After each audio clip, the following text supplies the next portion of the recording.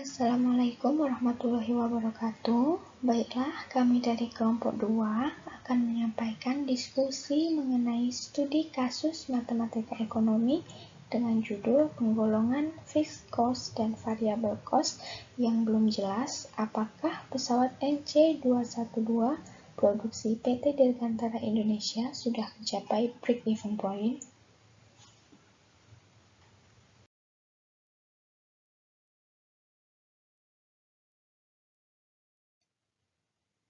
Sebelumnya, saya akan memperkenalkan anggota kelompok kami, yaitu yang pertama Adinda Nabila, kemudian ada Dini Andriani, kemudian Ibnu Zaki, lalu Marsha Gintan, kemudian Rina Maulani Nasution, dan saya Triwijayanti. Baiklah, dalam kasus ini kami memiliki 6 pertanyaan yang telah kami jawab. Untuk pertanyaan pertama, langsung saja akan saya jelaskan sendiri. Pertanyaannya yaitu, apa penyebab utama terjadinya kerugian pada PT Dirgantara Indonesia? Sebelumnya, PT Dirgantara Indonesia atau PTDI merupakan salah satu bentuk badan usaha milik negara atau BUMN yang memproduksi pesawat terbang di Asia Tenggara. PT ini diharapkan akan menjadi primadona ekspor non-migas untuk masa yang akan datang. Namun seiring perjalanan perkembangan, PT Dirgantara Indonesia mengalami kerugian yang memiliki sebab utama yaitu karena laporan keuangan dari PT Dirgantara Indonesia tidak tercatat dengan jelas dan terperinci, sehingga PT tersebut tidak dapat mengetahui berapa titik impas atau break-even point yang diperoleh perusahaan, di mana titik break-even mampu memberikan gambaran berbagai tingkat volume penjualan dan hubungannya dengan kemungkinan memperoleh laba menurut tingkat penjualan tersebut. Berdasarkan data laporan keuangan tahun 2019, PT Dirgantara Indonesia tidak menjelaskan penggolongan biaya tetap dan biaya variabel, namun hanya menggambarkan biaya secara umum. Akibatnya, perusahaan tidak mampu menentukan analisis break-even point perusahaan. Produk yang dihasilkan oleh PT Dirgantara Indonesia salah satunya adalah pesawat jenis NC212 yang merupakan pesawat penumpang sipil dan militer yang dirancang untuk keperluan kemiliteran. Dalam produksi dan pemasarannya ditemukan bahwa PT Dirgantara Indonesia belum menggolongkan biaya-biaya produksi pesawat, baik itu biaya variabel atau variable cost maupun biaya tetap atau fixed cost. Selanjutnya, PT Dirgantara Indonesia belum menentukan analisis break-even point atau BEP terhadap pesawat NC212. Hal ini tentunya akan menimbulkan masalah, sebab perusahaan tidak bisa menentukan kapan memperoleh titik impas atas produk. Hal tersebutlah yang mengakibatkan PT Dirgantara Indonesia mengalami kerugian, karena laporan keuangan yang jelas sangat penting bagi keberlangsungan suatu perusahaan. Baiklah, hanya itu yang dapat saya sampaikan untuk menjawab pertanyaan nomor 1. Kemudian pertanyaan selanjutnya akan dijelaskan oleh rekan-rekan saya. Assalamualaikum warahmatullahi wabarakatuh. Baiklah, di sini saya Rina Maulani Nasution akan menjelaskan soal nomor 2. Soalnya yaitu, bagaimana kondisi laporan keuangan PT Dirgantara Indonesia pada tahun 2019? Berdasarkan data laporan keuangan 2019, PT Dirgantara Indonesia tidak menjelaskan penggolongan biaya tetap dan biaya variabel, namun hanya menggambarkan biaya secara umum. Akibatnya, perusahaan tidak mampu menentukan analisis break-even point perusahaan. Laporan keuangan PT Dirgantara Indonesia pada tahun 2019 belum diklasifikasikan secara jelas, sehingga belum bisa dilakukan analisis biaya tetap dan biaya variabel. Menurut Jubaidah 2020, apabila dilakukan klasifikasi terhadap biaya tetap atau fixed cost and variable cost, maka BF dapat dianalisis. Adapun biaya tersebut jika dikelompokkan yaitu 1. Biaya tetap atau fixed Cost. Biaya tetap untuk pesawat NC-212 dikelompokkan menjadi beban personil dalam gaji, jasa bank, pajak, reparasi dan pemeliharaan, asuransi, cetak tulis, sebut sewa gudang dan mobil, penyusutan komunikasi. Total biaya tetap tersebut sebesar 66.924.190.125. 2. Biaya variabel atau variable cost. Biaya variabel untuk pesawat NC-2212 dikelompokkan menjadi material consumption, tunjangan di luar daftar gaji, public relation, pemasangan atau tenaga, peralatan personil, perjalanan dinas, beban personil, dan lain-lain. Kebersihan beban lain-lain, keamanan.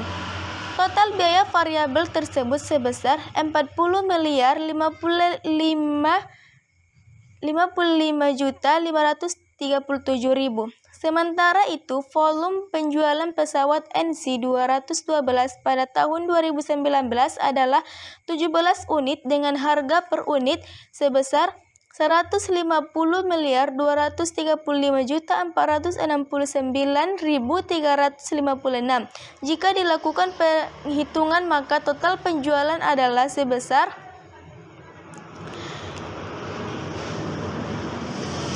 2.544.2.979.052.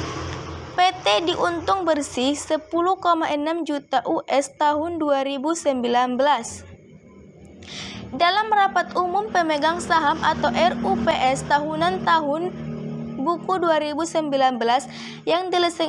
yang diselenggarakan pada hari Jumat tanggal 26 Juni 2020, PT Dirgantara Indonesia atau Persero atau PTDI berhasil mencatat laba bersih yang telah diaudit sebesar USD 10,6 juta atau sekitar 140 miliar lebih. Laba bersih tahun buku 2019 jauh lebih baik dibandingkan dengan rugi tahun buku 2018, yakni USD 38,5 juta. Kinerja laba tahun buku 2019 dapat dibandingkan dengan rugi tahun buku 2018, yakni USD negatif 38,5 juta. Kinerja laba tahun buku 2019 dapat tercapai dengan baik karena adanya revenue dan cost management yang optimal, sehingga PTDI berhasil memperoleh peningkatan nilai kontrak pada tahun 2019 hingga sebesar USD 130,8 juta atau mencapai 104,74% terhadap perolehan kontrak pada tahun 2018 sebesar USD 124,9 juta.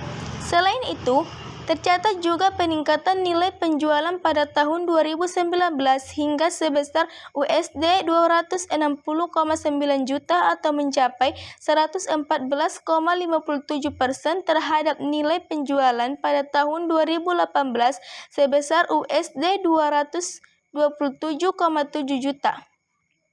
Peningkatan kinerja tahun 2019 tersebut berhasil diperoleh dari program transformasi perusahaan yang meliputi transformasi bisnis, operasi, dan budaya dengan implementasi berbagai inisiatif strategis sebagai upaya perbaikan value chain and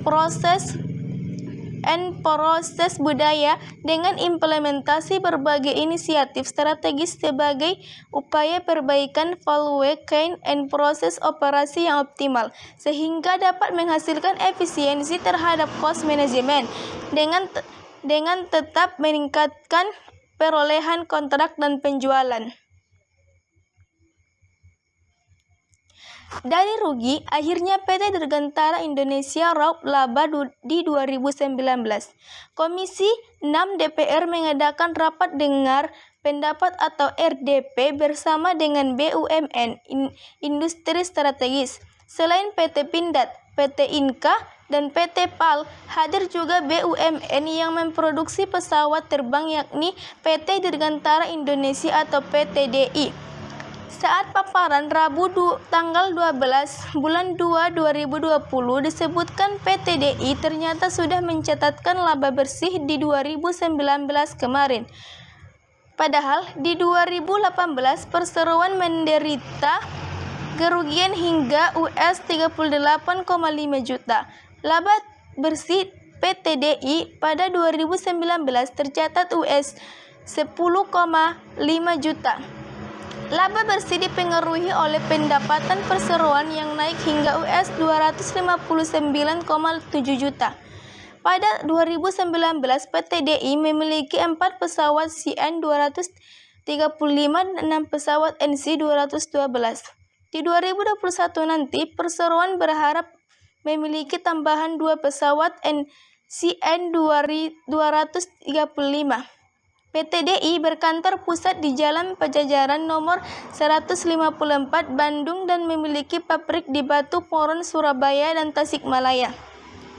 Mungkin cukup sekian dari saya ucapkan terima kasih dan saya kembalikan kepada moderator.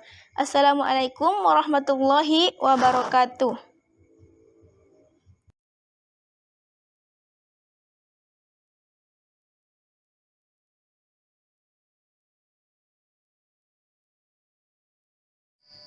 Tiga, apa hubungan variabel dan fixed cost dengan break-even point atau BEP?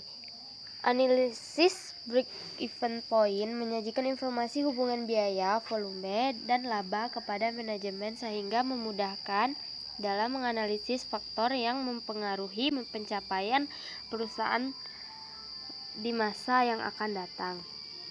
Manulang Marihot menegaskan lebih lanjut bahwa dalam perencanaan keuntungan, analisis break-even point merupakan profit planning approach yang mendasar pada hubungan antara biaya atau cost dan penghasilan penjualan atau revenue.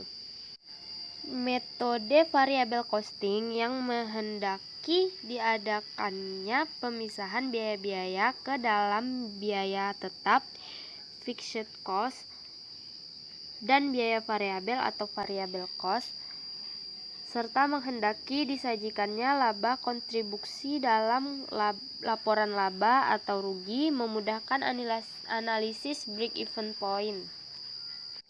Hassen Women menegaskan bahwa variable costing menekankan perbedaan antara biaya produksi variabel dan tetap. Variable costing membebankan hanya biaya produksi variabel ke produk. Biaya-biaya ini meliputi biaya bahan baku, tenaga kerja langsung, dan overhead. Pabrik variabel overhead. Pabrik tetap diperlakukan sebagai beban periode dan tidak disertakan dalam penentuan biaya produk. Apabila suatu perusahaan hanya mempunyai biaya variabel saja, maka tidak akan muncul masalah break-even dalam perusahaan tersebut. Masalah break-even baru muncul apabila suatu perusahaan di samping mempunyai biaya variabel juga mempunyai biaya tetap. Besarnya biaya variabel secara totalitas akan berubah-ubah sesuai dengan perubahan volume produksi, sedangkan besar biaya tetap secara totalitas tidak mengalami perubahan meskipun ada perubahan volume produksi. Adapun contoh biaya yang termasuk golongan biaya variabel pada umumnya adalah bahan mentah, upah buruh langsung atau direct labor, komisi penjualan. Sedangkan termasuk golongan biaya tetap pada umumnya adalah depresiasi aktiva tetap, sewa, bunga utang, gaji pegawai, gaji pimpinan, gaji staf, research, dan biaya kantor. Karena adanya unsur variabel di suatu pihak dan unsur tetap di pihak lain, maka dapat terjadi bahwa suatu perusahaan dengan volume produksi tertentu menderita kerugian. Karena penghasilan penjualan hanya menutup biaya variabel dan sebagian biaya tetap, ini berarti bahwa bagian dan penghasilan penjualan yang tersedia untuk menutup biaya tetap tidak cukup untuk menutup biaya tetapnya. Penghasilan penjualan setelah dikurangi biaya variabel merupakan bagian dari penghasilan penjualan yang tersedia untuk menutup biaya tetap, biasa dinamakan contribution margin atau contribution to freight cost. Apabila contribution margin lebih besar daripada biaya tetap, berarti penghasilan penjualan lebih besar daripada biaya total, maka perusahaan mendapatkan keuntungan. Berhubung dengan itu, maka sangatlah penting bagi pimpinan suatu perusahaan untuk mengetahui pada volume kegiatan atau volume produksi penjualan berapakah penghasilan penjualan dapat tepat menutup biaya totalnya untuk menghindarkan kerugian.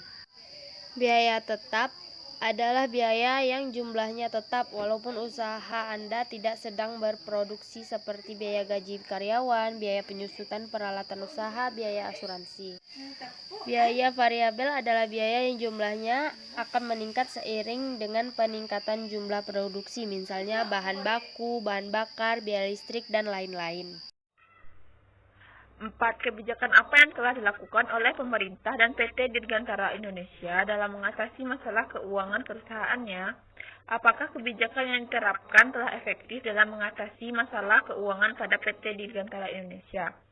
Perusahaan PT Dirgantara Indonesia tidak hanya memproduksi pesawat tetapi juga helikopter, senjata, serta menyediakan pelatihan dan jasa pemeliharaan untuk mesin-mesin pesawat. Perusahaan PT Dirgantara Indonesia juga menjadi subkontraktor untuk industri-industri pesawat terbang di dunia seperti Boeing, Airbus, General Dynamics, Fokker, dan lain sebagainya. Keberadaan industri strategis pertahanan PT Dirgantara Indonesia merupakan perwujudan keinginan bangsa Indonesia menggunakan alutsista produksi dalam negeri yang ditujukan untuk mendukung sistem pertahanan yang memiliki sustainable self-sufficiency power yang pasti, atau Kementerian Pertahanan RI tahun 2010.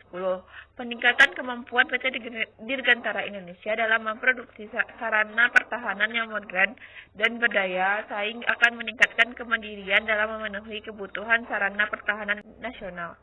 Pasang surut industri PT Dirgantara Indonesia sangat terkait dalam pengalaman krisis moneter Indonesia. Harus diakui bahwa pengalaman krisis moneter yang membuat perekonomian Indonesia untuk menjamin dana pada IMF, konsekuensi dari pinjaman dana tersebut, Indonesia untuk menandatangani letter of intent.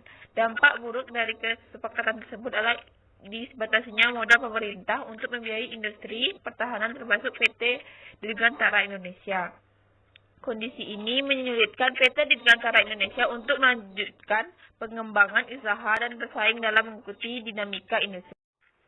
Komponen filosofi dan gaya operasi manajemen, SPI memastikan bahwa manajemen telah menganalisis risiko serta potensi keuntungan, dan manajemen telah menetapkan target penjualan dan tiket laba tidak terlalu besar atau tidak realistis.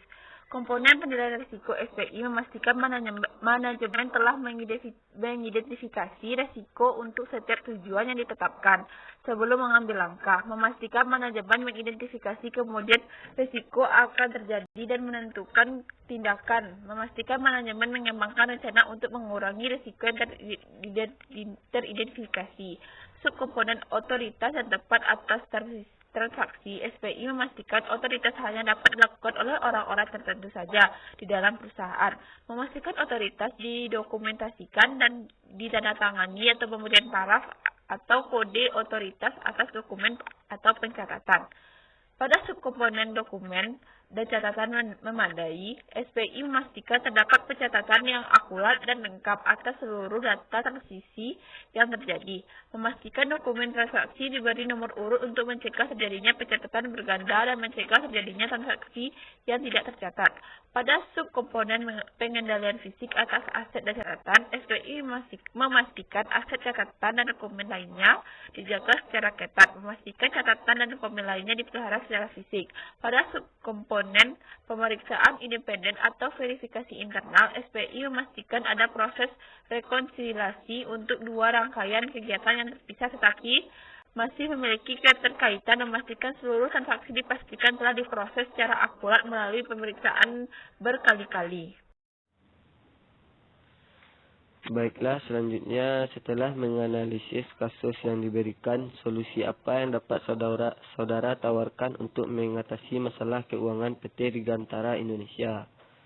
Untuk mengatasi permasalahan keuangan yang belum diklasifikasikan oleh PT Dirgantara, bisa melakukan beberapa solusi berikut. A. Buat kebijakan jatuh tempo dan limit kredit. Jatuh tempo merupakan batas waktu yang diberikan kepada pihak yang memiliki utang untuk melunasi atau melakukan pembayaran utangnya. Jangka waktu yang biasanya diberikan yaitu 30 hari, atau jika lebih pendek berarti lebih bagus. Limit kredit merupakan jumlah batas rupiah yang diberikan jika pelanggan melakukan pembayaran dengan cara kredit. Jika pembeli tidak mau menerima atau mematuhi kebijakan jatuh tempo dan limit kredit, maka sebaliknya hanya menerima penjualan secara tunai saja. Pemberi jatuh tempo dan limit kredit merupakan kegiatan yang sangat penting jika perusahaan menerapkan sistem penjualan kredit. Ini dikarenakan dua kebijakan tersebut dapat digunakan menjadi dasar untuk dilakukan tindakan-tindakan. B. Berikan denda keterlambatan. Memberikan denda atau biaya keterlambatan atas membuat pelanggaran dua kali untuk melakukan pembayaran kredit. Dengan denda yang diberikan ini dapat menjadi bahan pertimbangan jika mereka telat membayar utangnya. Karena semakin terlambat membayar, maka semakin bertambah banyak pula utang mereka. Informasikan tentang denda keterlambatan di awal. Ini akan membantu menekan transaksi yang dilakukan secara kredit. C. Melakukan follow up. Kemungkinan pihak pelanggan lupa bila mereka masih memiliki utang yang masih harus dibayar. Oleh karena itu, follow up menjadi penting untuk mengingatkan utang mereka. Dapat mengingatkan dengan cara sering menelpon atau mengirimkan email kepada mereka. Jika sering melakukan follow up atas piutang mereka yang belum membayarkan, maka kemungkinan piutang untuk dibayar akan menjadi lebih besar. Selanjutnya, dapat memberikan berupa surat teguran jika follow up yang dilakukan dengan baik-baik tidak berhasil. D. Buat daftar hitam pelanggan yang telat membayar. Bila hasilnya tidak bagus, selanjutnya dapat memblacklist pelanggan yang telat maupun tidak melakukan pembayaran. Ini tindakan terakhir yang harus dilakukan untuk mencegah piutang tak tertagih di periode-periode berikutnya. Jika pelanggan sudah dimasukkan di daftar hitam, maka periode pada berikutnya tidak boleh memberikan piutang kepada perusahaan tersebut. Selain surat teguran, juga dapat menyuruh orang atau pegawai untuk mendatangi pihak mereka yang memiliki utang terhadap perusahaan kita. Dengan demikian, keuangan di PT Dirgantara bisa lebih aman. Baiklah, untuk pertanyaan yang keenam, berikan solusi bagaimana PT Dirgantara Indonesia menjadi perusahaan BUMN yang mampu meningkatkan ekspor non-migas dalam bentuk pesawat terbang sehingga dapat meningkatkan pendapatan negara. Solusi yang mungkin yaitu dengan mengembangkan proyek pesawat terbang baru adalah langkah kunci untuk meningkatkan pertumbuhan industri pesawat terbang negara ini. Dukungan pemerintah penting untuk menjamin keberhasilan proyek-proyek tersebut. Misalnya, pemerintah selaku salah satu pemegang saham PT Dirgantara Indonesia bisa memberikan dukungan dana untuk membantu PT Dirgantara Indonesia mendapatkan sertifikasi untuk pesawat N219. Pemerintah dapat membantu PT Dirgantara Indonesia mengadakan dalam negosiasinya dengan Amerika Serikat dan negara-negara Eropa untuk mempromosikan pesawat N219 agar bisa mendapatkan sertifikasi dari Otoritas Regulasi Penerbangan Internasional. Melalui negosiasi tersebut, PT Dirgantara Indonesia diharapkan akan mendapatkan sertifikasi internasional untuk proyek N219-nya. Sementara itu, untuk proyek IFX-KFX, pemerintah harus memastikan negosiasi ulang dengan Korea Selatan berhasil. Pemerintah harus membujuk Korea Selatan untuk menyetujui hak kekayaan intelektual Indonesia atas pesawat dan menjamin alih teknologi ke Indonesia. Ini akan memberikan Indonesia kebebasan untuk memasarkan jet tempur tersebut. Untuk mempromosikan industri penerbangannya, pemerintah juga perlu membangun ekosistem industri pesawat terbang untuk meningkatkan pemeliharaan dan memastikan keselamatan penerbangan. Sekian, terima kasih. Saya kembalikan kepada moderator. Baiklah teman-teman, demikianlah diskusi dari kelompok kami mengenai studi kasus matematika ekonomi yang kami bahas. Semoga dapat menambah wawasan bagi kita semua dan mengasah pola pikir kita, khususnya bagi kami sebagai kelompok penyaji. Sekian dari kami akhiri dengan wassalamualaikum warahmatullahi wabarakatuh.